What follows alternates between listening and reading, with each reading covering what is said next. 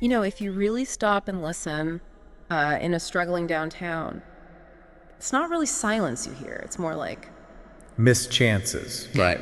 that echo of wind-down streets that, well, they should be alive with people. We're talking about that feeling, that sort of creeping urban decay, empty shops, you know? That general vibe that maybe a place's best days are, I don't know, behind it. That feeling, exactly. That collective weight.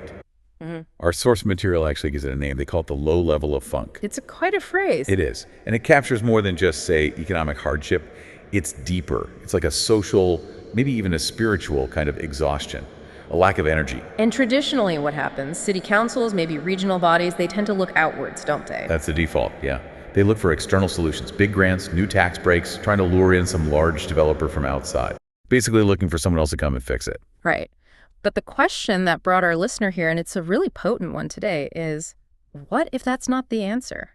What if the real lasting fix for these big civic issues, like a city losing its spark, its identity, what if that actually has to come from inside the community? Yeah. And what if getting everyone, the whole community, collaborating isn't just aspirational, but like the essential first step? And maybe technology is the key to unlock that collaboration. And that really sets up our mission for this deep dive. We're looking into something called the GIV'N Era project. It's happening up in Sudbury, Ontario. And it's ambitious. They're proposing using advanced media tech, specifically extended reality, XR, to fundamentally revive the city. Yeah. And not just physically or economically. The sources use the word spiritually. Spiritually, that's a big claim for technology. It is. But it taps into something fundamental. You know, using just rational common sense about how people operate, how the spirit works. People need purpose. They need to see desirable results are actually achievable through their own actions. This project seems to be trying to provide a framework for exactly that, a way to find purpose and see a path forward. Okay, so that sets up the core challenge for us to unpack. If the real power is internal, within the community's collective mind, can a digital creation like a shared virtual city actually fix these very real, very physical and social problems? And what does revitalization even look like if the drive, the discipline, the commitment needed, if it all starts in our collective imagination? Let's get into it.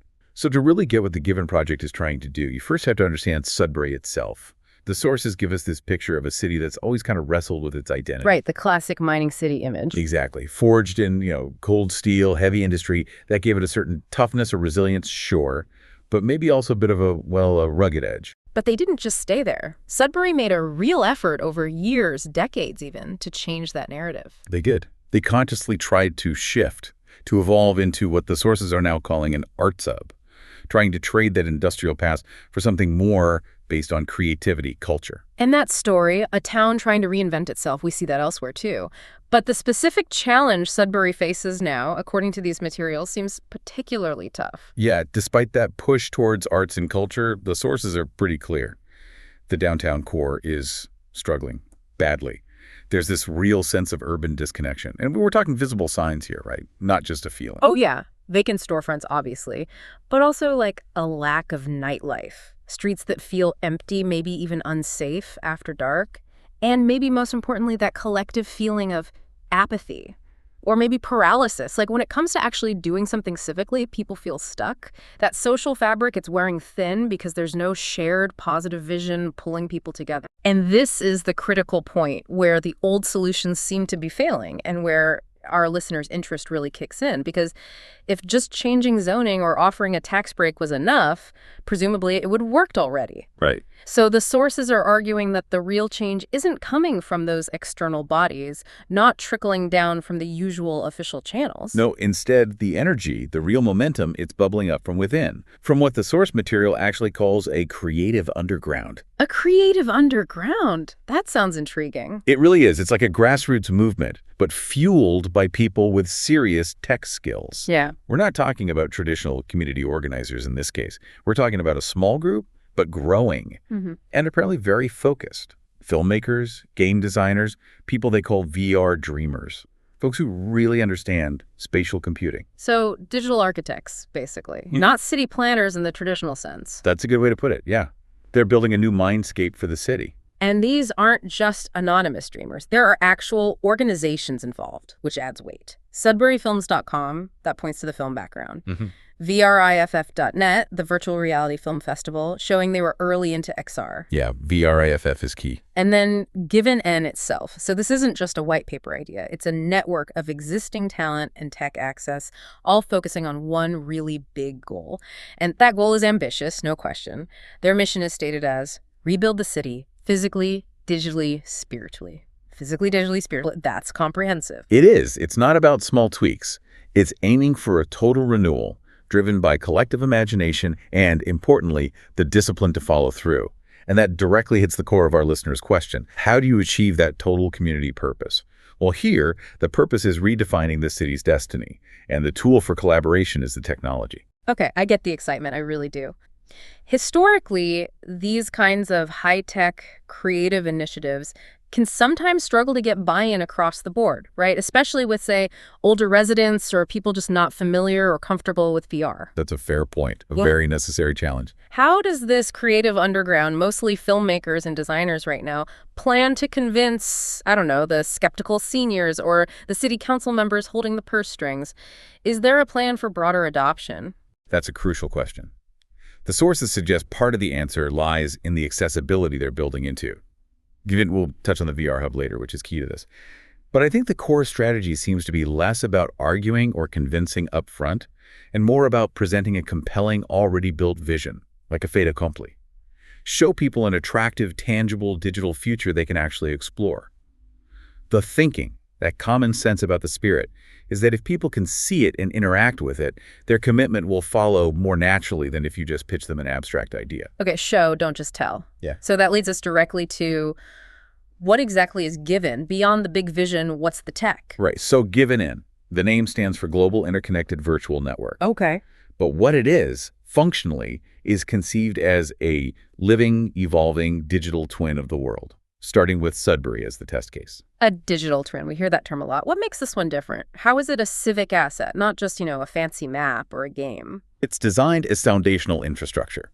The idea is, if the physical city's infrastructure is struggling, this digital twin serves as a fully imagined, fully functional counterpart, a place where the city's potential can be explored and developed until the physical reality catches up. So how do you build something like that? A digital copy that actually feels real enough to get people invested, committed.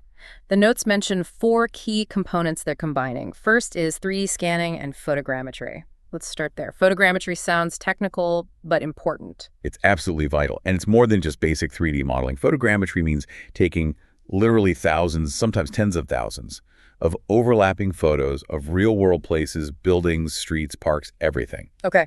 Then specialized software analyzes these photos and reconstructs them into incredibly detailed, textured 3D models. It captures not just shape, but the surface details, the way light hits things, the imperfections. Oh, so the grit, the reality of the place. Exactly. And why does that matter so much? Because it creates emotional resonance. It ensures the digital twin doesn't feel like a generic animation, but feels like they're Sudbury. That sense of place is critical for buy-in. That sounds like a massive undertaking. Requires real discipline just to capture a whole city that way. Okay, so you have the realistic base layer. What's next? Once you have that digital mirror of reality, they layer in XR extended reality and VR virtual reality, specifically for immersive storytelling. So it's not just looking at the model. No, it's about stepping inside it. Local creators, filmmakers, artists, they're not just making films about Sudbury anymore. They're building interactive experiences within this digital twin. Imagine exploring a historical event where it happened, or walking through a proposed future development. It makes the stories, past and potential, tangible. Okay, realistic visuals, immersive stories. Third component, live streaming and social interaction. That sounds crucial for making it feel alive. Yes, this prevents it from being a static museum piece. It needs to be a dynamic social space. People need to be able to gather virtually in real time, maybe attend a concert simulcast from a real venue, but experience within the digital twin, or hold community meetings there. These shared virtual experiences build real-world social connections. And the fourth piece is gamified exploration. Why gamification? Engagement. And fostering that discipline we keep talking about. Building a better city is hard work. Gamification, adding challenges, rewards, collaborative goals within the digital twin, encourages people to actively explore, contribute ideas, and participate. So it makes civic engagement fun, or at least more engaging. Hopefully, yes. It turns passive residents into active participants. They're not just looking at the city, they're helping to build and shape its digital future, which hopefully motivates action in the physical world. Okay, so you combine all four. The super realistic scanned environment, the immersive stories happening within it, the real-time social layer, and the game-like elements encouraging participation. The analogy holds up then. You really could feel like you're walking through a digital Sudbury, but one where maybe those empty storefronts are virtually reborn with ideas, those quiet alleys are buzzing with potential projects, and that vision directly fuels the core philosophy behind GIV'N. A new downtown begins first in the mind. Right. If you want people to actually commit the effort, the resources, the often frustrating work of physical urban renewal, they first need a clear, compelling, shared picture of what they're working towards. The digital twin is that picture. But let's push on the mechanics here. This sandbox for civic imagination, as they call it. How does an idea in the sandbox translate to action outside it? Like if I'm a resident and I design a fantastic new community garden in the digital twin, what happens next? Does that automatically go to city council? How does imagination become policy or pavement? What are the rules here? That's the critical connection, isn't it? The sources stress that this isn't just a fantasy space. It's designed as a tool for consensus building and, yes, even interfacing with policy development. So your digital park design, it doesn't automatically trigger funding, no. But the digital twin allows you to visualize it instantly. You can see how sunlight would hit it at different times of day, simulate pedestrian flow around it, maybe even gather virtual signatures of support from other users exploring the twin. Ah, so the digital design becomes the evidence, the proposal. Exactly. It becomes a powerful, data-rich proposal tool. Citizens aren't just saying, I wish we had a park here. They're showing a fully simulated, collaboratively refined vision of that park. It makes the advocacy much more compelling. They're essentially simulating solutions before breaking ground. Okay, that really does shift the dynamic. It empowers people, moves them from being just, passive recipients or consumers of city services. To being active co-creators, designers of their own downtown. Yeah. They're not waiting for the city to act, they're collaboratively designing the action plan. And in the meantime, while the physical downtown might still be struggling, the very act of building and using this digital twin creates a new kind of infrastructure. A resilient one. Yes. The spiritual downtown, the digital twin, can function immediately. It can be the town hall for meetings, an infinitely large art gallery for local artists, a central meeting point. Even if the physical buildings are underutilized or decaying, the civic spirit has a vibrant place to gather, organize, and plan. How XR Media delivers quantifiable revival. Okay, let's pivot now. We need to talk about the tangible results. Our listener wants to know how this high-tech vision, this collective imagination, translates into real-world, measurable benefits. Jobs, investment, actual urban renewal. How does XR Media deliver that? Right, the quantifiable impact. The sources frame XR extended reality as more than just technology. They call it a new renaissance, this fusion of film, gaming, architecture, education. And it triggers an evolution in the city's creative workforce. Film studios don't just make films, they become, as the notes say, holographic portals for interactive narratives. Architects start designing within the digital twin first, maybe using real-time environmental data simulated within it. So the local talent pool itself is leveling up, becoming XR world builders. And events like VRIFF.net, the virtual reality film festival, aren't just showing films on a screen. No, they're expanding into metaverse stages, meaning the festival itself can be hosted inside the digital twin of Sudbury. A global audience could potentially attend virtually, walking through digital festival grounds modeled on the real city. And for the citizen, for the user, this means what? Deeper engagement. Total immersion, ideally, and a sense of ownership. You're not just passively watching a story about your city. You might be inhabiting that story, interacting within the digital environment. That level of involvement, that's seen as crucial for building the commitment needed to shake off that collective funk. Okay, involvement leads to commitment. Now, the Sudbury team outlined 5 specific pillars of urban impact, practical, measurable results stemming from this digital work. Let's break this down. First up, reconnection. Reconnection tackles that social fabric issue head-on. It's about healing the disconnection.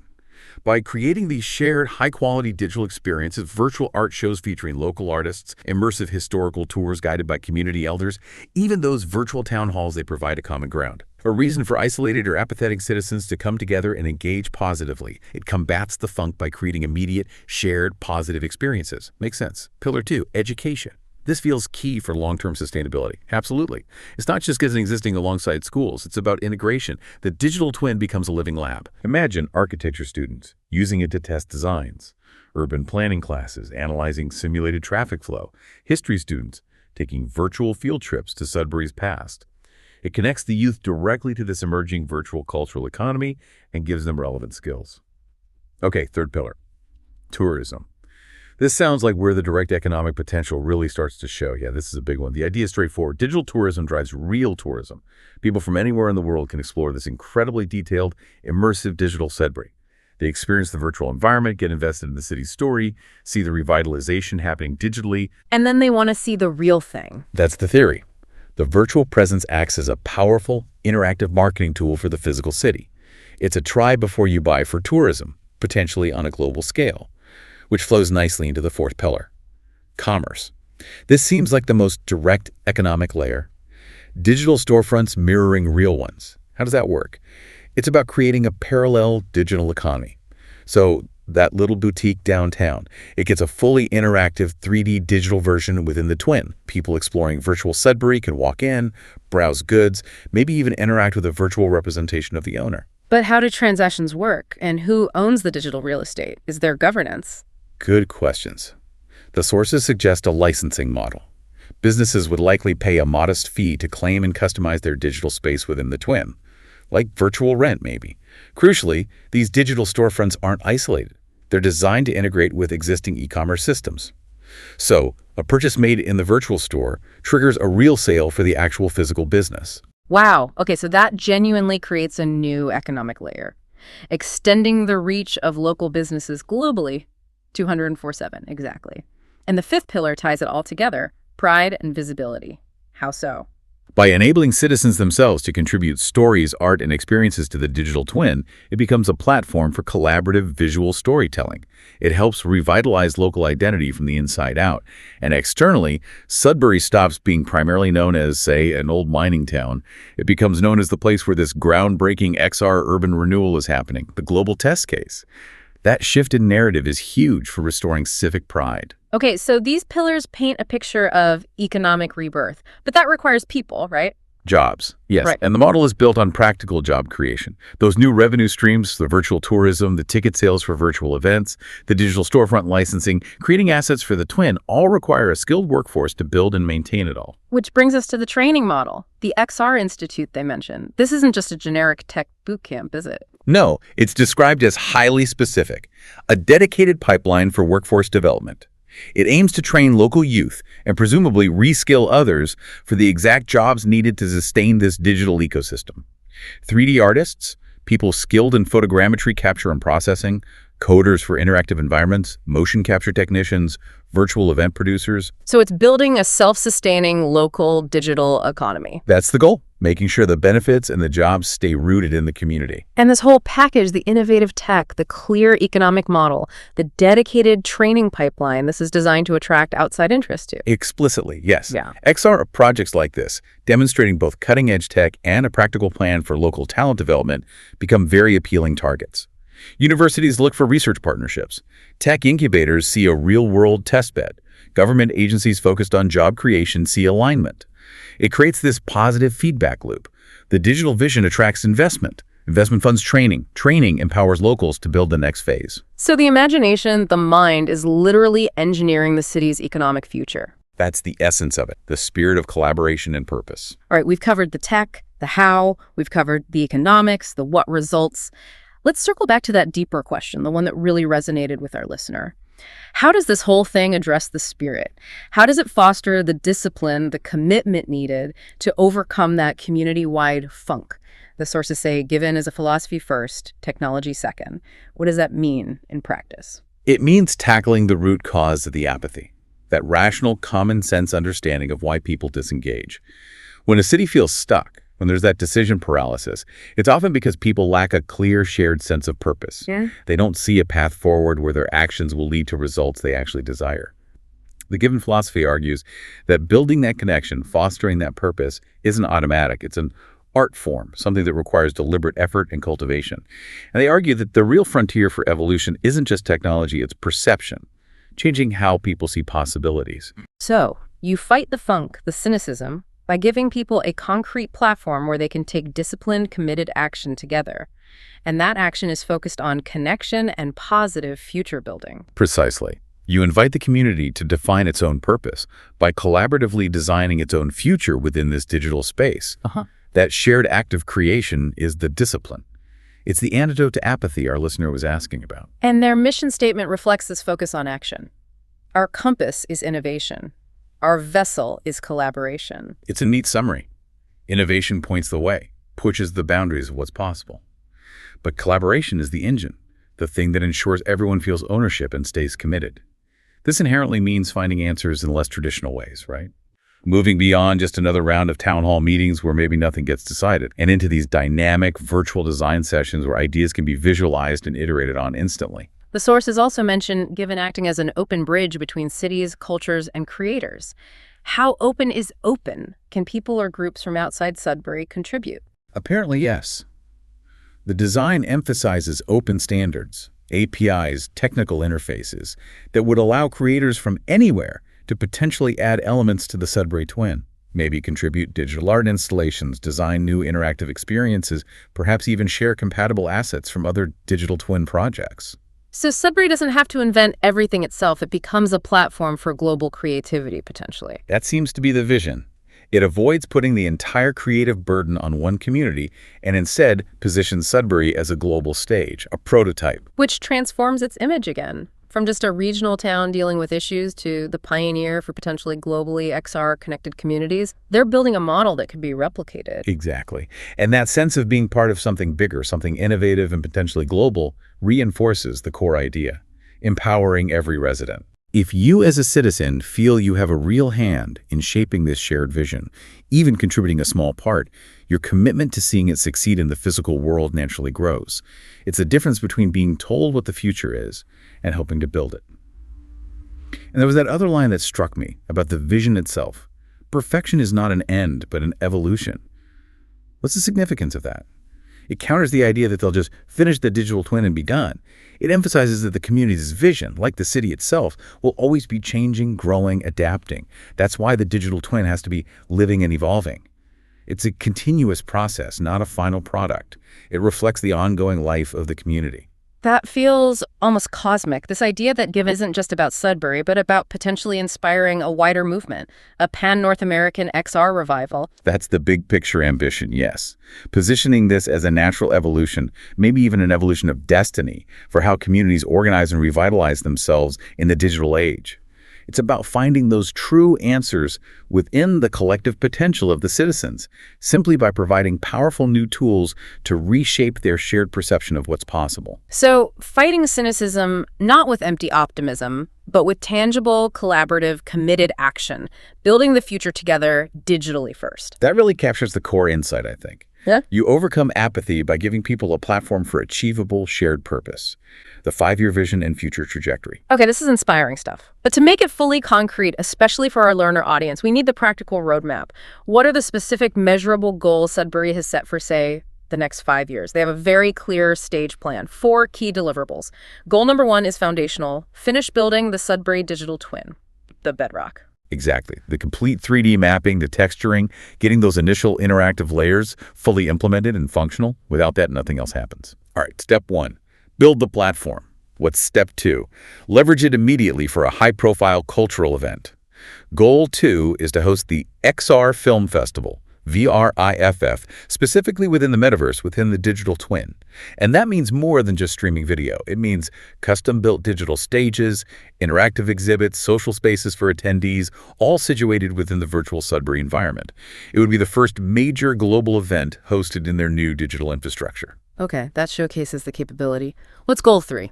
This seems critical for that accessibility issue we raised earlier. Goal 3 directly addresses it. Launch the Sudbury Experience VR Hub downtown, a physical place. Yes, a physical community hub, equipped with high-quality VR headsets and support staff. This ensures that any resident, regardless of whether they own VR gear at home or have high-speed internet, can still access the digital twin, participate, contribute. It's crucial for bridging the digital divide and ensuring inclusivity. That's smart. Makes it truly a community asset. And goal 4. This sounds like the economic engine. Goal 4 is creating the dedicated XR Studio and Training Institute. This is the long-term sustainability piece. It guarantees the pipeline of skilled local talent needed to maintain, update, and expand the digital twin. It provides the job creation, the educational link, and ensures the project doesn't just become a cool tech demo that fades away. It keeps it alive and locally powered.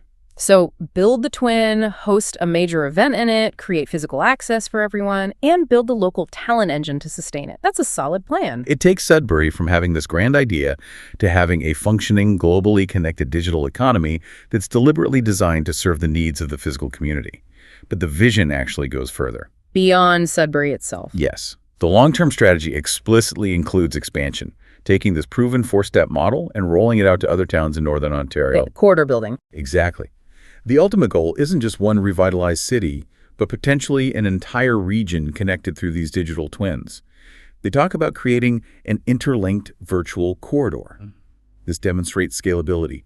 It shows GIV'N isn't just about Sudbury's specific problems, but about creating a blueprint for regional collaboration, resource sharing, and amplifying the collective creative power of multiple communities working together. It really brings it full circle, doesn't it? From that initial spark within a small creative group, needing discipline and commitment, to a system designed to inspire and channel that same rigorous dedication from the entire community, maybe even an entire region, ensuring the city isn't just fixed, but set on a path of continuous collaborative evolution. So wrapping this all up, what's the core takeaway from this deep dive, especially for you, the listener, focused on finding those internal, innovative solutions for civic challenges?